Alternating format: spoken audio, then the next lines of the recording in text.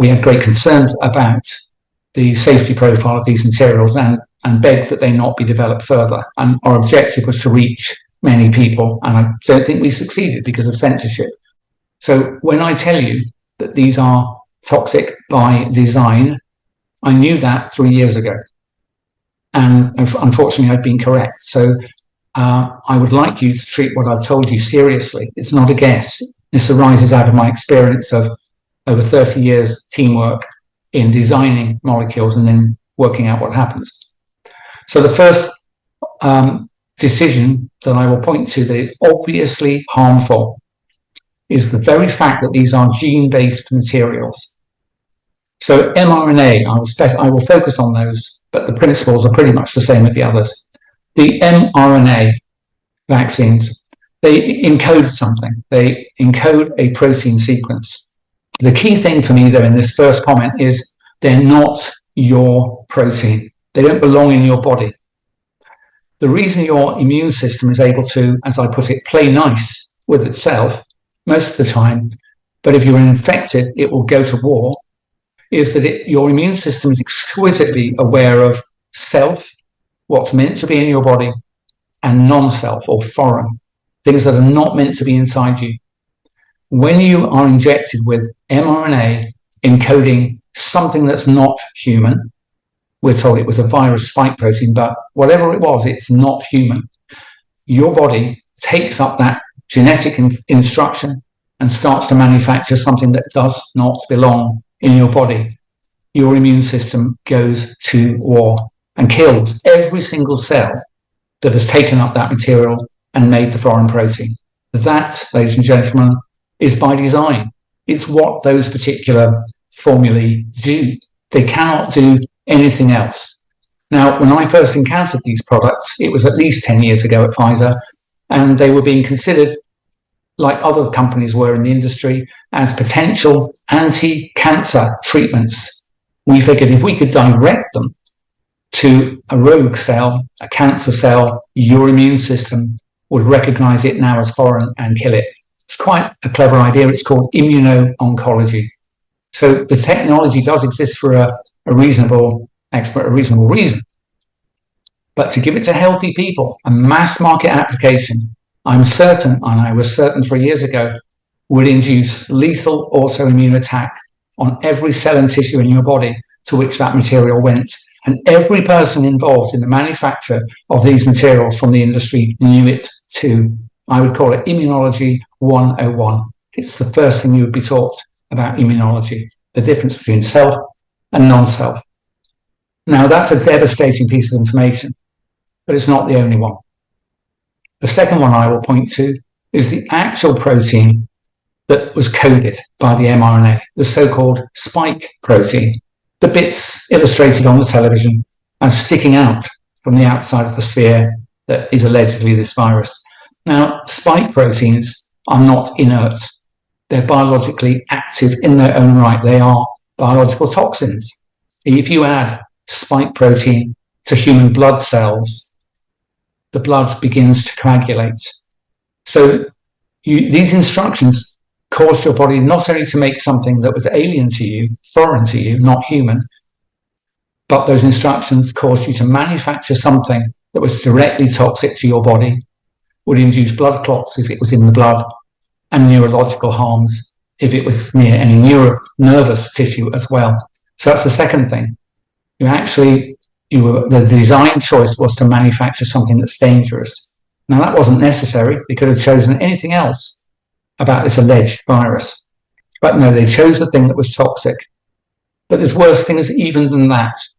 The alleged spike protein was supposedly the site of the highest rate of mutation in this alleged virus, and that means the vaccine would stop working very quickly. And then finally, the sequence of the spike protein is somewhat similar to some proteins in your body. If you're female, for example, it's somewhat similar to vital proteins of pregnancy. They're called syncytins.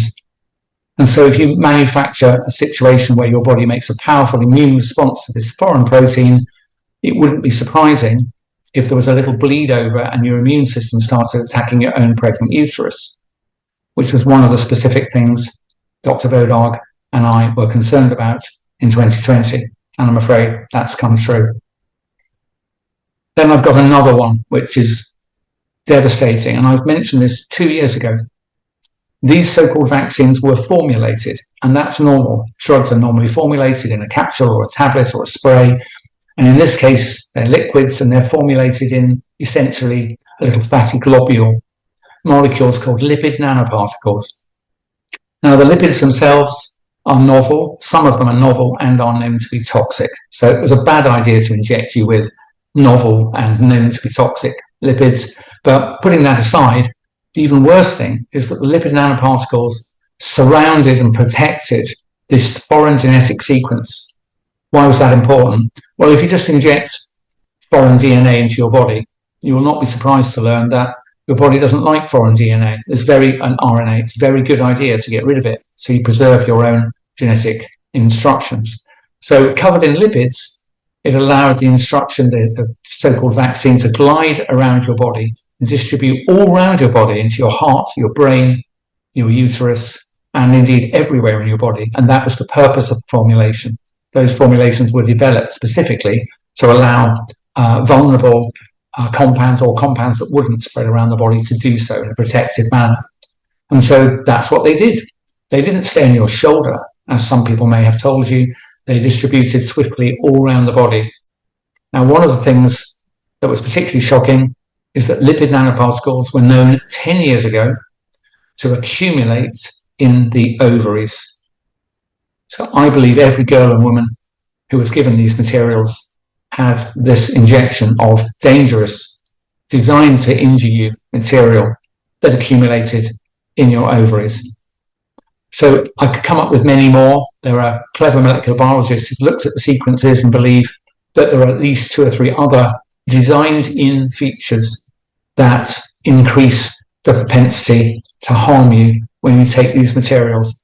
But I think I've given you enough already from an experienced drug discoverer that I hope you'll believe me when I say, when I looked at these, I declare them toxic by design. They are intentionally harmful.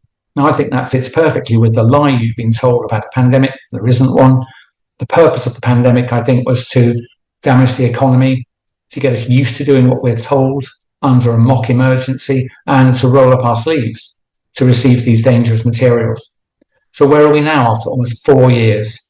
I still think we're given fear-based messages almost every day. And here's where I think we're going to be. This is not, because it's not a natural phenomenon, it's not going to be over. It will just continue and morph into a more and more aggressive form of totalitarian dictatorship. So I think I'm right about this. I think it's malevolent and intentionally harmful, and it will continue. And I believe in short, if you do nothing and don't speak up and do what you're told, you will lose your freedom and then your life.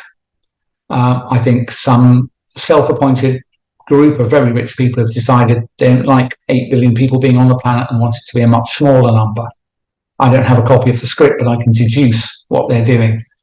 So given the warning I've provided to you, I suggest that you get weaving and start talking to anyone and everyone, and do so relentlessly, because this is not going away. And if we do not protest, if we do not refuse and fight back, we will lose freedom first and then our lives. And I think it will be as simple as this, that mandatory digital ID will arise, which is not necessary. That's what they need in order to control us. Then I think we'll lose cash and only have digital money. And I think the combination of digital ID and digital money means control of every single thing you do, every movement, every purchase will be in the hands of a computer program. And you'll never escape it. There's no way to turn it off. Don't sign up for it.